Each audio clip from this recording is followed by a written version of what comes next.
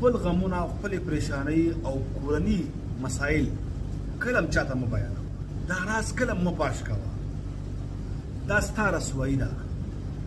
څوک چې ستا غمونه ستا نه تپوسي او ته ورته ښه زړوره او ډاډه بیان کې، یقین وکړه ته خپل سپکاوی کې، ته خپل عزت کمې. اکثره به تا اورېدلي هلکه وایي هغه فلان کې خو تا سره ډېر کلوز دی او ډېر ښه ملګری دی د هغې باره کې ته څه وې، ته څه فکر کې، نو بې هغه پټې خبرې دلته ښکاره کېږي. کله کله ستا او د هغه په منځ کې جګړه راځي، پریشانۍ راځي، بیا ستا هغه پټ رازونه پاش کېږي. کله کله داسې هم کېږي یو مجلس کې ستا صفت کېږي چې ماشاءالله ښه سړی دی، دغه کس هلته ګمنه هغه په غم اخته دی او هغه خو دا پریشانو کې مبتلا دی او هغه خو دغه عیبونه ورکې شته. لہذا